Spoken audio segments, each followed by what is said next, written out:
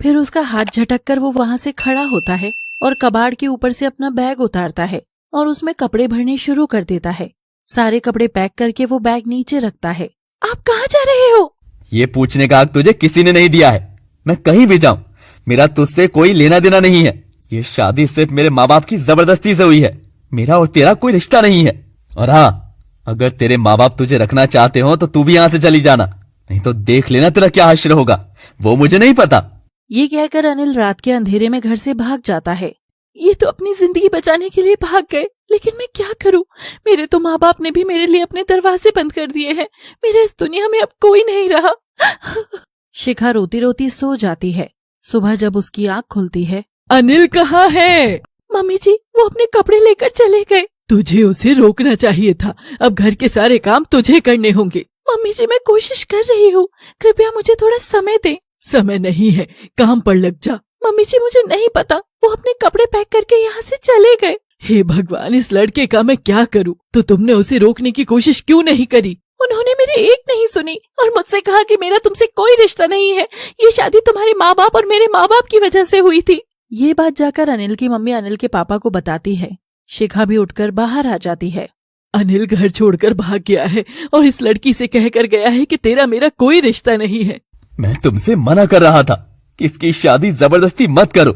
अब हम इसका क्या करेंगे? ये जो हमारे सर पर आकर बैठ गई है। सॉरी, गलती मेरी ही थोड़ी है। मैं अकेली ही से थोड़ी ना लाई हूँ। आपने भी तो कहा था कि अनिल की शादी की तो वो सुधर जाएगा।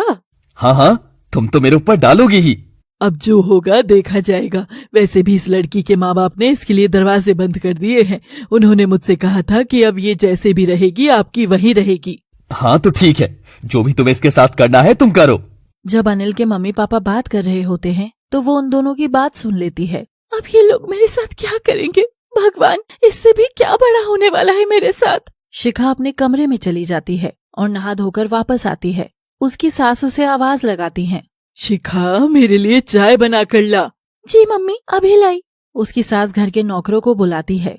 अब तुम लोगों को आने की कोई जरूरत नहीं है कल से, बल्कि अभी से ही तुम सबकी छुट्टी, तुम अपने घर जा सकते हो। शिखा चाय बनाकर लाती है। मम्मी जी आपने घर के सारे नौकरों को छुट्टी दे दी, अभी तो किचन में बहुत सारा सामान फैला हुआ है। तो तू कौन सा रईस खानदान से आई है? तेरे घर पर कौन सा नौकर चाकर लगे हुए थे? तुम्हारे घर में तो खुद 2 टाइम की रोटी नहीं थी और यहाँ पर तुझे नौकर चाहिए? किचन में सामान फैल रहा है तो मैं क्या करूँ? जाकर साफ कर, तेरा क्या काम है इस घर में? मम्मी जी आप मुझसे ऐसे क्यों बात कर रही है? मैंने तो आपसे कुछ कहा भी नहीं है। तेरी कुछ हिम्मत भी नहीं है मुझे कुछ कहने की, और मैं कैसे भी बात करूँ मेरी मर्जी, ये मेरा घर है। जो मैं कहूँगी वो तू करेगी, समझी? शिखा मेरे लिए चाय बना कर ला। दीदी अभी लाती हूँ। जल्दी कर, यहाँ तेरा हुक्म नहीं चलता। ठीक है दीदी, पर आप ये कैसे बात कर रही हो? अरे भाई, अभी तो तुझे मम्मी ने बताया कि ये हमारा घर है, तेरा नहीं। हम तुझसे जैसे भी बात करें वो हमारी मर्जी। शिखा किचन में चली जाती है और चाय बनाती बनाती बहुत रोती है। क्या सारे दुख मेरे ही नसीब में लिखे थे? जिस लड़के से मेरी शादी हुई थी वो तो घर छोड़कर चला गया और ना ही उसके बारे में कोई पूछ रहा है, ना कोई उससे सवाल कर रहा है, बल्कि उल्टा मुझ पर ये लोग इल्जाम लगा रहे हैं। लेकिन शिखा तो माँ की पसंद की लड़की थी, तो फिर वो ऐसा क्यों कर रही है उसके साथ? क्योंकि वो उनको कभी बहू नहीं बनाना चाहती थी। उनको तो घर का काम करने के लिए बस एक नौकरानी चाहिए थी। मैंने खुद सुना था बड़े मालिक से, जब मालकिन बात कर रही थी तो तब वो बोल रही थी कि किसी गरीब घर की लड़की से अनिल की शादी करा देते हैं, फिर इन नौकरों की छुट्टी कर देंगे, 2 पैसे बचेंगे ही। और उसके बाद तुमने भी तो शिखा को छोड़ दिया, फिर तो मालकिन को छूट ही मिल गई अपने अत्याचार करने की। तो आखिर तुमको पता चल ही गया। मुझे माफ कर दो शिखा, क्या हम फिर से एक नई शुरुआत कर सकते हैं? अनिल, मैंने अपने दर्द से बहुत कुछ सीखा है। अब मैं किसी की बीवी या बहू बनकर नहीं, बल्कि खुद के दम पर अपनी पहचान बनाना चाहती हूँ। तो क्या हमारे रिश्ते के लिए कोई जगह नहीं बची? रिश्ते तभी खूबसूरत होते हैं जब दोनों लोग एक दूसरे को समझें और इज्जत दें। हमारे बीच अब कोई प्यार या विश्वास बचा ही नहीं, तो ये रिश्ता कैसा? अनिल की आंखें नम हो जाती हैं, लेकिन वो जानता है कि शिखा सही कह रही है। मैं समझ गया, तुम सही हो। मैं तुम्हारी खुशियों की राह में अब कभी नहीं आऊंगा, लेकिन मेरा यकीन मानो, जब मुझे तुम्हारे बारे में सब सच पता चल गया, तब मुझे लगा कि जिस लड़की ने मेरे घर वालों की इतनी बातें सुनी है, इतने ताने सुने, फिर भी उनको पलट के जवाब तक नहीं दिया, मैं तुमको छोड़कर चला गया, फिर भी तुमने उस घर को घर मान के काम किया। चाहती तो मैं भी तभी जा सकती थी, लेकिन मैंने सोचा कि जिस घर का बेटा बिना कहीं बताए निकल के चला गया हो तो उनके परिवार पर क्या बीत रही होगी। बस ये सोचकर मैं कहीं नहीं गई, लेकिन तुम्हारे घर वालों ने तो इसका उल्टा ही मतलब समझा। उन्हें लगा कि मैं उनके भरोसे ही पड़ी हुई हूँ। खैर छोड़ो, जो हुआ सो हुआ। शिखा, तुम विश्वास करो या ना करो, लेकिन ये बात बिल्कुल सच है कि तुम जैसी लड़की मिल पाना इतना आसान भी नहीं है। मैं चाहता हूँ कि तुम मेरे साथ चलो। नहीं, अब ये कभी नहीं हो सकता। मैं तुमसे शादी नहीं करूंगी। तुम लोगों ने मुझे अपने अमीर होने का घमंड दिखाया था ना, अब मुझे भी अमीर होना है, अपने सपने पूरे करने हैं। तुम जा सकते हो। शिखा वहाँ से चली जाती है। मायूस होकर अनिल भी वहाँ से चला जाता है। अनिल के घर जाते ही उसकी माँ बोल पड़ी, गिड़गिड़ाया उसके आगे। अरे हम तो पहले ही समझ गए थे कि इस लड़की के चाल चलन सही नहीं है। अरे ऐसी कौन सी खुशी है जो हमने उसको इस घर में नहीं दी, लेकिन उस महारानी को अपने सपने पूरी करने की पड़ी थी। भगोड़ी निकली, भगोड़ी। हाँ मम्मी, हमने तो उसके खाए बर्तन भी उससे नहीं उठवाए। सुबह जब उसका मन किया उठ जाती, नहीं भी मन होता तो भी नहीं उठती। राम जाने और क्या आराम चाहिए था उसे। अरे अच्छा खासा घर मिला, अच्छा खासा लड़का मिला, पर लंगूर को अंगूर मिल जाए तो उसे रास कहाँ आता है। बस करो तुम दोनों की बात में कितनी सच्चाई है मैं अच्छे से जानता हूँ। रामू ने मुझे सब बता दिया है कि कितने आराम में रखा है तुमने उनको। अरे ये मेरा पाला हुआ मुझे ही आग दिखा रहा है। क्या जमाना आ गया है बताओ। उस लड़की ने इसके कान भरे हैं। रामू का तो बहाना बना रहा है। बेटा तुझे अपनी माँ की बात पर भरोसा नहीं है? अच्छी बात है। उन सब की नोक झोंक सुनकर अनिल के पिता भी वहाँ आ जाते हैं। अरे क्या बात चल रही है तुम सब में? और अनिल, तुम इतने गुस्से में क्यों लग रहे हो? हमें भी तो बताओ कुछ। क्या बताऊं आपको? आप तो ऐसे कह रहे हो कि जैसे आपको कुछ पता ही ना हो। जो सब उस लड़की के साथ हुआ उसमें आप भी उतने ही भागीदार थे जितने कि ये दोनों। अपनी जबान को लगाम दो। तुमको पता भी है तुम अपने बाप से बातें कर रहे हो।